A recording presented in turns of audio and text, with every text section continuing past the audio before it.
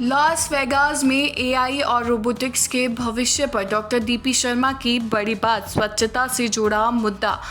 प्रख्यात कंप्यूटर वैज्ञानिक और यूएनडीपी से जुड़े अंतर्राष्ट्रीय डिजिटल डिप्लोमेसी विशेषज्ञ डॉक्टर डीपी शर्मा 19 और 20 मई 2025 को अमेरिका के लास वेगास नेवदा में आयोजित चौथी आर्टिफिशियल इंटेलिजेंस एवं रोबोटिक्स अंतर्राष्ट्रीय समिट में मुख्य वक्ता के रूप में हिस्सा लेंगे।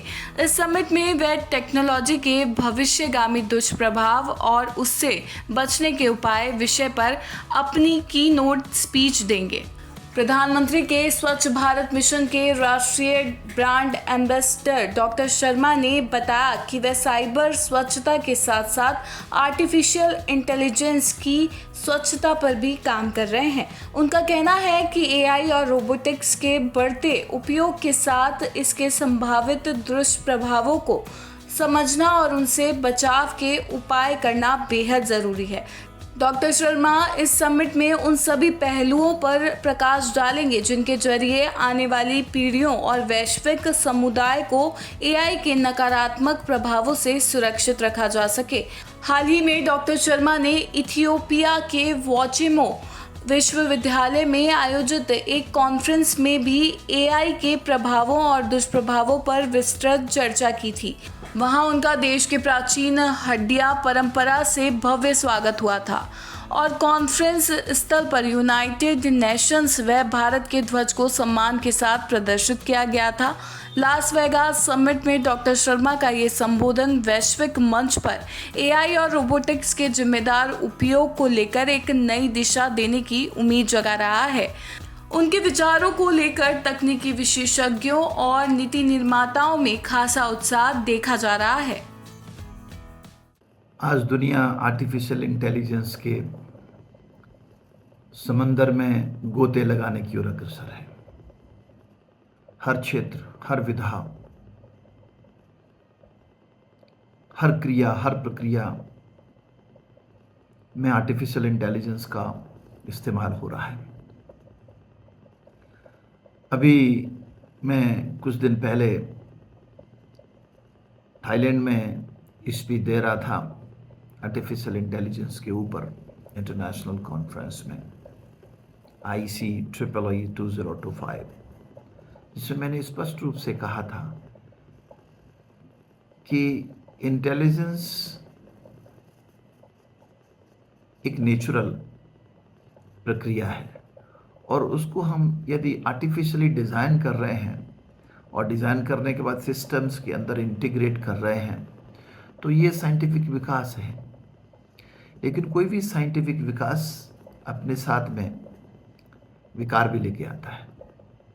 इसलिए एआई के यानी आर्टिफिशियल इंटेलिजेंस के एथिकल यूज़, रिस्पॉन्सिबल यूज़ और ह्यूमैन यूज़ के बारे में पूरी दुनिया को चर्चा करनी चाहिए, मनन करना चाहिए, मंथन करना चाहिए, चिंतन करना चाहिए कि कहीं ऐसा तो नहीं है कि यह आने वाली जनरेशन को एक दूसरे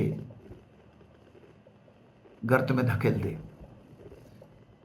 इसका इस्तेमाल करना कोई गलत बात नहीं है, लेकिन इसको सही तरीके से इस्तेमाल करना भी ज़रूरी है टेक्नोलॉजी डेवलपमेंट के साथ में। इसलिए इसके एथिकल क्लियरेंस के साथ साथ में ह्यूमन क्लियरेंस भी ज़रूरी है। अभी मुझे यूनाइटेड स्टेट्स ऑफ अमेरिका में लास वेगास में एक इंटरनेशनल एआई के ऊपर समिट है, उसमें कीनोट स्पीच देने के लिए बुलाया गया है, जिसमें मैं बात करूंगा कि आर्टिफिशियल इंटेलिजेंस की जो उपयोग हैं उन अपॉर्चुनिटी को कैसे एक्सप्लोर किया जाए और उसके साथ साथ में जो डिसरप्शंस हैं, जो चैलेंजेस हैं, जो इश्यूज हैं, जो कंसर्न्स हैं ना, उनको एलिवेट करने के लिए क्या पॉलिसी, क्या रूल्स, क्या स्टैंडर्ड्स, क्या रेगुलेशंस होने चाहिए, इस पर भी विचार किया जाना चाहिए। एक सवाल मैंने अभी कुछ दिन पहले थाईलैंड में भी पूछा था और अभी मैंने वचाम यूनिवर्सिटी में मेरा कीनोट स्पीच था लास्ट वीक, उसमें भी मैंने एक सवाल पूछा था साइंटिस्ट से, डिप्लोमेट से, टेक्नोक्रेट से, रेगुलेटर्स, जो बॉडीज़ की अथॉरिटीज़ हैं उनको भी, कि आर्टिफिशियल इंटेलिजेंस को बनाने का जो उद्देश्य है वो अभी मेरी समझ में नहीं आया। ये फिलोसफिकल बात है कि अगर मनुष्य इंटेलिजेंट है नहीं तो उसने आर्टिफिशियल इंटेलिजेंस को बना कैसे लिया, और अगर वो इंटेलिजेंट है तो आर्टिफिशियल इंटेलिजेंस को बनाने की जरूरत नहीं है।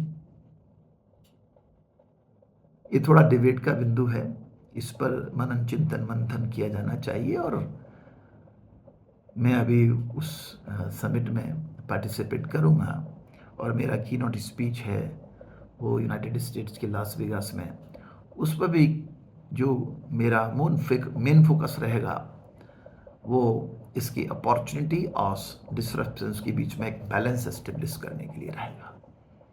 बाकी देखते हैं, दुनिया गतिशील है, दुनिया परिवर्तनशील है, और परिवर्तन के सिवाय इस दुनिया में कुछ भी स्थायी नहीं है, सिर्फ परिवर्तन स्थायी है। इसलिए परिवर्तन को आत्मसात करना, अडेप्ट करना, अडॉप्ट करना और फिर आगे बढ़ना, ये मनुष्य का हुनर होना चाहिए। लेकिन इस हुनर के साथ में हमारे पास में इसके जो दुष्प्रभावों से बचने के लिए तरीके भी होने चाहिए।